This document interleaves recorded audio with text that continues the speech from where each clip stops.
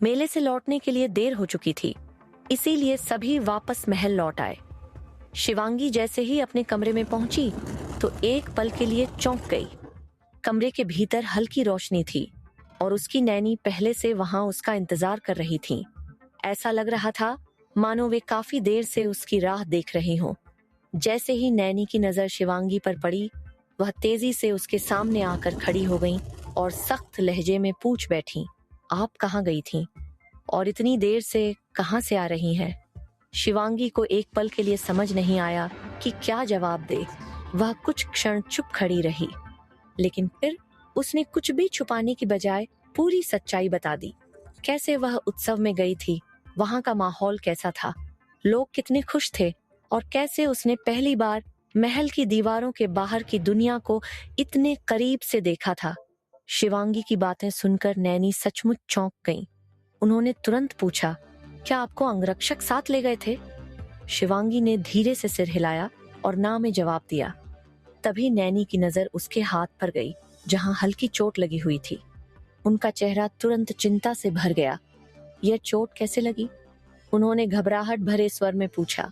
शिवांगी ने बिल्कुल सहजता से जवाब दिया, शायद उस लड़के को बचाते समय लग गई होगी। यह लापरवाह जवाब सुनकर नैनी की भौहें सिकुड़ गईं। उन्होंने बिना कुछ कहे तुरंत उसका हाथ अपने हाथों में लिया और मरहम पट्टी करना शुरू कर दिया। फिर सख्त लहजे में बोली, राजकुमारी, अगर आपने भविष्य में इस तरह की कोई हरकत दोबारा की तो हम खुद महाराज को सब कुछ बता देंगे और यह सुनिश्चित करेंगे कि आपको उचित दंड मिले। समझी आप? फिर घायल हाथ को देखते हुए उन्होंने लगभग डांटते हुए कहा, देखिए, आपके हाथों को कितनी चोट लगी है। हालांकि उनके शब्द कठोर थे, लेकिन हाथ बेहद कोमल थे। वह बहुत हल्के हाथों से घाव पर दवा लगाने लगी, मानो जरा सी भी तकलीफ शिवांगी को न हो। शिवांगी बस मुस्कुराकर उन्हें देखती रही। उसे पता था कि उनकी डांट के पीछे भी केवल प्यार, चिंता और अपनापन ही छुपा हुआ था। मरहम लगाने के बाद नैनी ने उसे आराम करने का आदेश दिया और वहां से चली गई। जैसे ही वह गई, शिवांगी ने अपने कपड़े बदले, आरामदायक पायजामा पहना और धीरे से बिस्तर पर लेट गई। कमरे में सन्नाटा था। खिड़की से आती ठंडी हवा पर्दों को हल्के हल्के हिला रही थी। वह आज हुई सभी घटनाओं को याद करने लगी। उत्सव, लोगों की भीड़, संगीत, रोशनी और फिर वह घटना। उसके होंठों पर अनायास ही हल्की मुस्कान आ गई। लेकिन तभी अचानक उस घायल लड़के का चेहरा उसकी आंखों के सामने उभर आया। उसकी घायल अवस्था, उसकी आंखें और उसका धन्यवाद तक न कह पाना। शिवांगी ने धीरे से खुद से कहा, आशा करती हूँ कि तुम ठीक हो। और यह कहते कहते उसकी पलकों पर नींद हावी होने लगी। कुछ ही क्षणों बाद वह गहरी नींद में सो गई। एक सप्ताह बाद महाराज महल लौटे। वह अपने कार्यालय में बैठे थे और उनके सामने एक व्यक्ति काले कपड़ों में खड़ा था। यह वही गुप्त अंगरक्षक था जो हमेशा छुपकर राजकुमारी की रक्षा करता था। उसके अस्तित्व के बारे में किसी को पता नहीं था, यहाँ तक कि राजकुमारी शिवांगी को भी नहीं। वह केवल तब सामने आता था जब राजकुमारी की जान पर खतरा मंडराता। आज वह महाराज के सामने खड़ा था और पिछले एक सप्ताह में हुई सारी घटनाओं का विवरण दे रहा था। कैसे राजकुमारी ने भेष बदलकर बिना किसी को बताए उत्सव में भाग लिया, कैसे उन्होंने गुंडों से लड़कर एक घायल लड़के को बचाया और कैसे इस दौरान वह स्वयं भी चोटिल हो गईं। अंगरक्षक की बातें सुनकर महाराज गहरी सोच में डूब गए। उनकी आंखों में चिंता साफ दिखाई देने लगी। अब उन्हें अपने और शिवांगी के बीच बढ़ती दूरियों का एहसास हो रहा था। वह दूरी जिसे उन्होंने कभी गंभीरता से नहीं लिया था, अब उनके हृदय को भीतर तक चुभने लगी थी। लेकिन फिर भी वह कुछ नहीं कह पाए। कुछ क्षण बाद उन्हें अचानक याद आया, पहले जब भी वह राज्य से बाहर जाते थे, शिवांगी हमेशा उन्हें पत्र भेजा करती थी। छोटे छोटे पत्र जिनमें शिकायतें भी होती थीं, प्यार भी और ढेर सारे सवाल भी। लेकिन इस बार एक भी पत्र नहीं आया, एक भी नहीं। यह सोचकर महाराज के हृदय में अजीब सी कसक उठी। अंगरक्षक की बातें सुनकर उन्हें महसूस हुआ कि शिवांगी अब उन्हें पूरी तरह नजरअंदाज कर रही है। तभी उन्हें अंगरक्षक की एक और बात याद आई। शिवांगी के हाथ में चोट लगी थी। क्या उसे बहुत चोट लगी थी? यह विचार आते ही महाराज बेचैन हो उठे।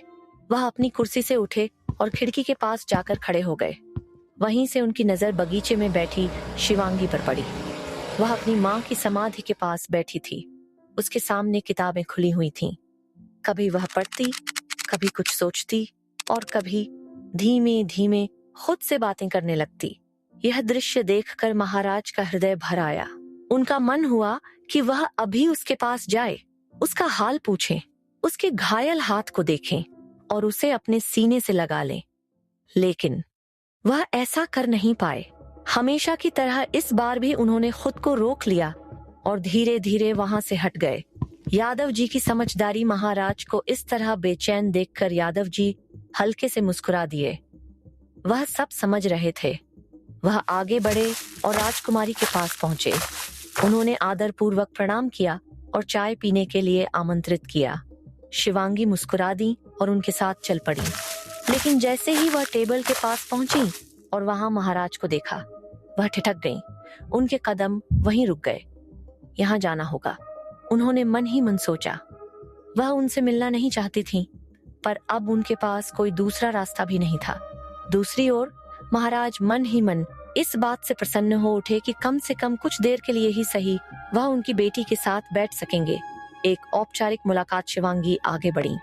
उन्होंने सिर झुकाया और औपचारिक स्वर में कहा, महाराज, आपको हमारा प्रणाम। हमें नहीं पता था कि आप यहाँ हैं, नहीं तो हम आपको परेशान करने नहीं आते। महाराज, यह एक शब्द महाराज के हृदय में तीर की तरह चुभ गया। पहले वह उन्हें पिताजी कहती थीं, लेकिन अब वह उन्हें महज महाराज कह रही थीं। उनका बदला हुआ रवैया, उनकी ठंडक और उनके बीच बढ़ती दूरी, सब कुछ महाराज को भीतर तक व्यथित कर रहा था। परंतु उन्होंने कुछ नहीं कहा, बस चुपचाप अपनी चाय की प्याली में चम्मच घुमाते रहे। यादव जी ने शिवांगी को बैठने का इशारा किया। कोई और चारा न देखकर शिवांगी को उनके पास बैठना पड़ा। अतीत की यादें और एक अजीब सी खटास जैसे ही शिवांगी ने चाय की प्याली उठाई, उनके मन में पुरानी यादें ताजा हो गईं। कैसे वह पहले महाराज के साथ समय बिताने के लिए उनके साथ चाय पीने का आग्रह करती थीं, लेकिन महाराज अक्सर मना कर देते थे। कैसे वह हमेशा महाराज की पसंदीदा फूलों से बनी चाय ही मंगवाती थीं ताकि उन्हें खुश कर सकें। कैसे जब कभी महाराज मान भी जाते तो बिना ज्यादा बात किए चाय खत्म करके चले जाते। आज वही चाय, वही महक, वही स्वाद उनके लिए पुरानी तकलीफों की याद बनकर सामने खड़ा था। एक अप्रत्याशित उत्तर यादव जी ने देखा कि शिवांगी एक तक चाय को घूर रही थी। उन्होंने पूछा, क्या हुआ राजकुमारी, क्या आपको चाय पसंद नहीं आई? शिवांगी ने बिना किसी भाव के कहा, क्या हमें दूसरी चाय मिल सकती है? यादव जी चौंक गए, पर यह तो वही चाय है जो आपकी और महाराज की पसंदीदा है। इस प्रश्न का उत्तर महाराज भी सुनना चाहते थे। उन्होंने भी अपना ध्यान शिवांगी की ओर कर लिया। कुछ क्षणों की खामोशी के बाद शिवांगी ने धीरे से कहा, थी, अब हमें इसकी महक भी पसंद नहीं। वह एक पल रुकी, फिर हल्के लेकिन बेहद गहरे स्वर में बोली, इसे देखकर सिर्फ अनचाही यादें आती हैं। महाराज का ठहर जाना। शिवांगी के शब्दों ने मानो समय को कुछ क्षणों के लिए रोक दिया। महाराज के हाथ वहीं ठहर गए। उन्होंने बहुत धीमे स्वर में दोहराया, अनचाही। उनकी आवाज में कुछ था, कुछ ऐसा जिसे शब्दों में बयान नहीं किया जा सकता था। पछतावा, दर्द और शायद खो देने का भय। शिवांगी ने नजरें झुका लीं, जबकि महाराज बस खामोशी से उन्हें देखते रह गए। उन दोनों के बीच अनकहे शब्दों का एक लंबा सन्नाटा पसरा हुआ था। क्या यह उनके रिश्ते की नई खटास थी या फिर किसी नए मोड़ की शुरुआत? क्या महाराज अब सचमुच महसूस कर पाएंगे कि उन्होंने अपनी बेटी को खो दिया है, या अभी भी बहुत देर नहीं हुई? जानने के लिए पढ़िए अगला अध्याय।